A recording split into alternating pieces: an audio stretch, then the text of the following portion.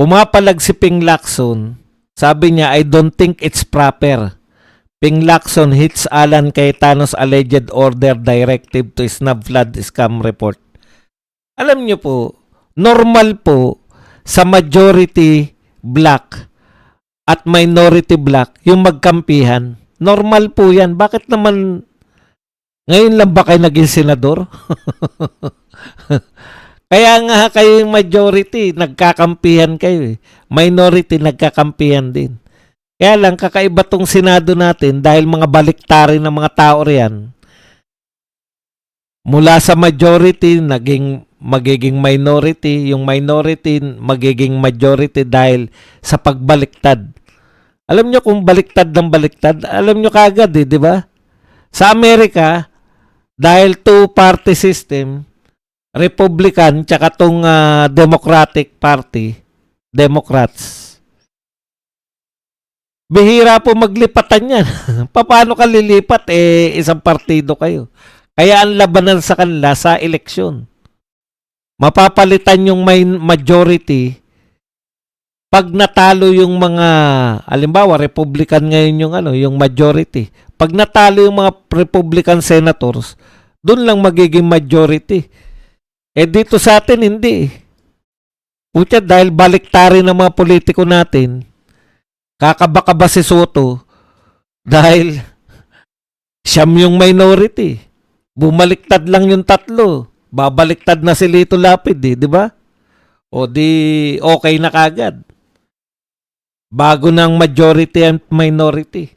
Tapos nagtataka siya, etong ni Lacson nagagalit siya kay Alan Peter Cayetano dahil di umano sa ambush interview ni Robin Padilla dinidiktahan daw sila. 9 members minority black would not sign the committee report because they planned to release their own version of findings. Sabi niya, individual choices nila yun. Nagulat nga ako na may dikta pala na wag pumirma. I don't think it's proper. Alam mo, Ping Lacson, nag-uusap yung majority at mga minority separate. Ngayon, sa tingin nila, inaatake yung minority. Alam nga namang suportahan kayo sa majority. Pero hindi po sinabi ni Robin Hood na siya po ay dinidiktahan. Actually, sinabi ni Robin Hood, teka muna, yung mga sinabi niya muna. Pero kung kailangan niya ng individual ang desisyon, kung hindi magpipirma o mapipirma, hindi yung idinikta sa kanila. Dahil ang aking pagkaalam, bawat senador may kanya-kanyang sariling pag-iisip. Correct, may sarili-sarili kayong pag-iisip. Pero wag mo sabihin na hindi kayo nag-uusap-usap kung anong posisyon ninyo. At hindi naman, ikaw lang naman nagsabing dinidiktahan si Robin Padilla. Kasi gusto niyong ipakita na mahina si Robin. Alam mo si Robin, street smart yun. Maaring hindi siya academically. Kasi nga, hindi nag-aral Mahirap talaga maging magandang lalaki.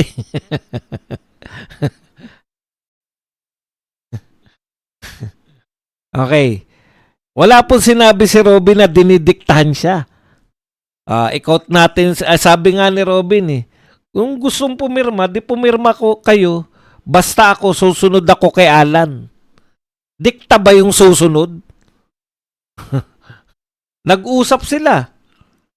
Ano man ang mapag-usapan nila, wala na kayong pakialam doon, majority kayo, minority. Yan yung problema ninyo. Nung nagkudita kayo, hindi super majority nakuha nyo. Kaya, mayat maya, report nyo na, binabago nyo pa dahil walang pipirma Maski kakampi nyo, ayaw pirmahan Ngayon, nung binago nyo, wala pa rin gustong pumirma. Binago mo na para mapirmahan. Kasi po, bakit importante kay Lacson yung pirma? Pag hindi po pinirmahan yan, wala po siyang report. Pag wala siyang report, ang ibig sabihin, lahat ng ginawa ni Lacson, pag-aaksaya lang ng pera ng taong bayan. Wala silang silbi. Wala siyang silbi bilang Blue Ribbon Committee Chairman. Dahil sarili nilang report, hindi niya mapaniwala yung kanyang mga committee members. Yan yun. Personal pride yan. At hindi lang yan personal pride. May kasalanan ka sa taong bayan. Bakit ka nag-aksaya ng pera namin? Ibig sabihin, tutol, yung sinulat mong report, hindi yan yung naganap.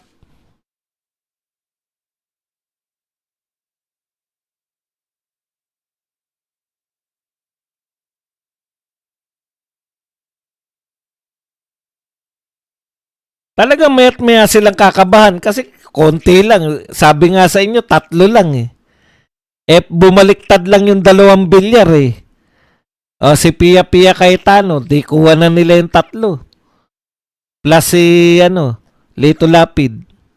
Ang isa pang ginagawa nila, yan, yung inuubos nila yung minority talaga eh. Siyempre, yung 3 na yan, yung 3 may kaso, tignan po ninyo.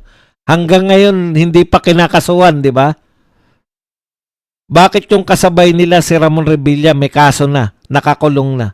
Bakit yung 3 senador na active senador hindi pa rin nakakasuhan? Ano pagkakaiba? Ang pagkakaiba, wala nang bilang si Ramon Revilla. Ano lang si Ramon Revilla? Pakita lang nila, eto, eto kami, Hindi kami natatakot mga senador-senador. Gusto nilang pakita na nagtatrabaho sila.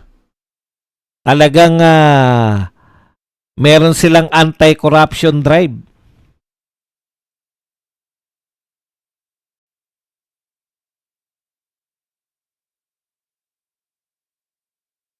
Yan. Hindi nag-aral ng abogasya pero tapos ng criminology. Yun yung pagkakaiba niya kay Lito Lapid. Kaya si Robin Padilla, minsanan lang magsalita, pero punong-puno po ng alam niya po yung direksyon eh. Tsaka yung pagiging makabayan niya, yung sense of history ni Robin Padilla, meron siyang meron siyang pagmamahal sa kasaysayan. Alam niya yung history ng Pilipinas.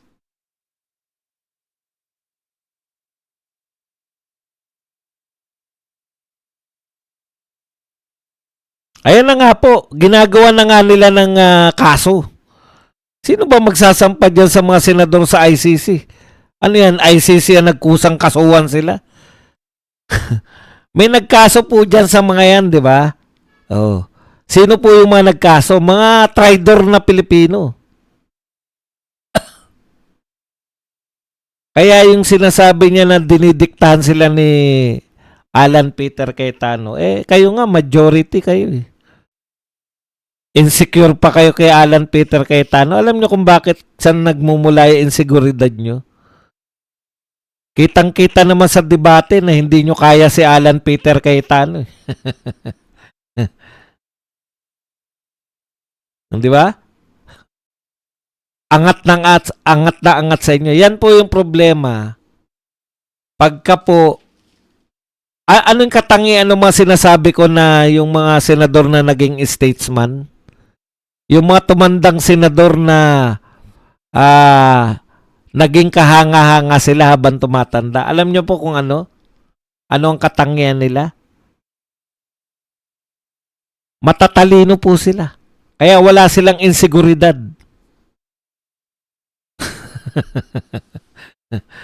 Minsan, pag alam mong hindi ka bagay sa posisyon mo, laging may insecurity. At ang insecurity po, lumalabas po yan, di ba? Kung hindi mo kayang habulin yung kanilang para mapataas mo yung sarili mo, siraan. Yun yung tendency, di ba? Gusto mo maging mataas ang tingin sa'yo, pero in the process, hindi mo naman kaya dahil kulang na kulang ka. Kaya ang tendency mo, siraan na lang yung mga mas matataas sa'yo. Kaya sinisiraan nila yung Supreme Court ni Tito Soto. Kasi hindi hindi niya maikumpara yung sarili niya pagalingan, siraan na lang niya. Oh, may contempt ka ngayon tuloy.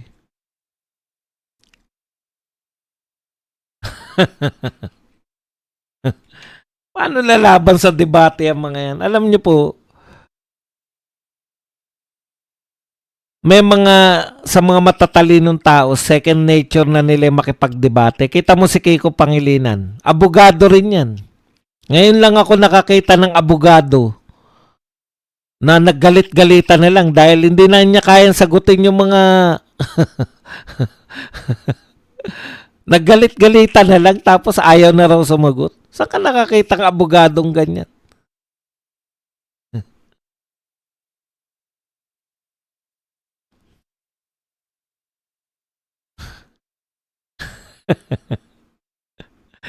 Inapin nyo na naman si Pinuno punta na tayo rito. So tapos na tayo rito kay Robin.